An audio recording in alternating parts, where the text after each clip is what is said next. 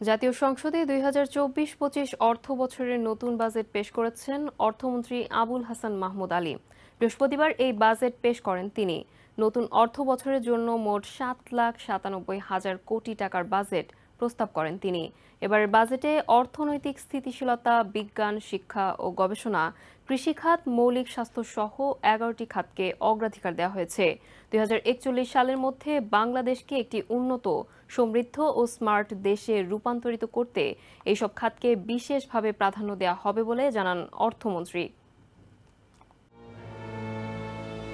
২০৪১ সালের মধ্যে বাংলাদেশকে একটি উন্নত ও সমৃদ্ধ দেশে রূপান্তরিত করার লক্ষ্য সামনে রেখে ২০২৪-২৫ অর্থবছরে ৭,৯৭,০০০ কোটি টাকার প্রস্তাবিত জাতীয় বাজেট পেশ করেছেন অর্থমন্ত্রী আবুল হাসান মাহমুদ আলী। বাজেট উত্থাপনকালে অর্থমন্ত্রী ১১টি খাতকে অগ্রাধিকার দেওয়ার বিষয়ে জোর দেন।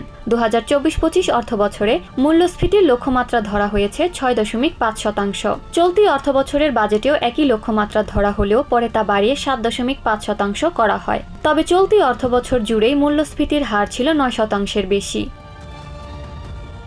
প্রস্তাবিত বাজেটে মোট দেশজ উৎপাদনে প্রবৃদ্ধির লক্ষ্যমাত্রা ৬.৭৫% নির্ধারণ করা হয়েছে। চলতি অর্থবছরে এই হার শুরুতে ৭.৫% ধরা হলেও পরে তা ৬.৫%-এ নামিয়ে আনা হয়। যোগাযোগ অবকাঠামো উন্নয়ন বাবদ ২০২৪-২৫ অর্থবছরে ৮০,৪৯৮ কোটি টাকা বরাদ্দের প্রস্তাব করেছেন অর্থমন্ত্রী। ২০২৩-২৪ অর্থবছরে এ খাতে বরাদ্দ ছিল ৮৫,১৯১ কোটি টাকা। নতুন অর্থবছরে দেশে আরও ১২টি এক্সপ্রেসওয়ে ও 10টি এলিভেটেড এক্সপ্রেসওয়ে নির্মাণের পরিকল্পনা রয়েছে। আগামী অর্থবছরে প্রাথমিক ও গণশিক্ষা খাতে ৩৮,৮১৯ কোটি টাকা বরাদ্দের প্রস্তাব করা হয়েছে। গত বাজেটের থেকে এই খাতে ৪,১৬৯ কোটি টাকা বেশি বরাদ্দের প্রস্তাব করা হয়েছে। মাধ্যমিক ও উচ্চশিক্ষায় ৪৪,১০৮ কোটি টাকা বরাদ্দের প্রস্তাব করা হয়েছে। অপরদিকে কারিগরি ও মাদ্রাসা শিক্ষা বিভাগের জন্য ১১,৭৮৩ কোটি টাকা বরাদ্দের প্রস্তাব করা হয়েছে। নতুন বাজেটে করমুক্ত আয়সীমা বিগত অর্থবছরের মতো ৩.৫ লাখ টাকাই থাকছে। অর্থাৎ কোনো ব্যক্তির বার্ষিক আয় ৩,৫০,০০০ টাকার বেশি হলে তাকে আয়কর দিতে হবে। তবে নারীদের করমুক্ত আয়সীমা ৪ লাখ টাকা।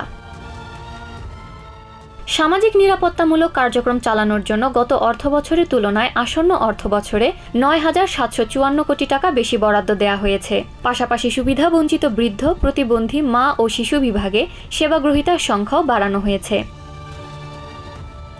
এছাড়া ফ্রিজ, রেলের টিকিট, মোবাইল ও মোবাইলের বিদেশি চার্জার, পানি বিশুদ্ধকরণ যন্ত্র, সিগারেট সহ বেশ কিছু পণ্যের সম্পূরক শুল্ক ও মূল্য সংযোজন কর বাড়ানো হয়েছে, ফলে দাম বাড়তে পারে।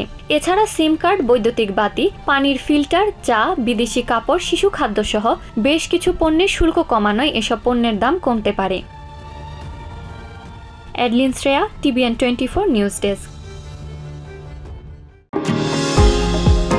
নিউ ইয়র্ক থেকে সম্প্রচারিত TVN 24 টেলিভিশন বিশ্বজুড়ে বাঙালির কণ্ঠস্বর।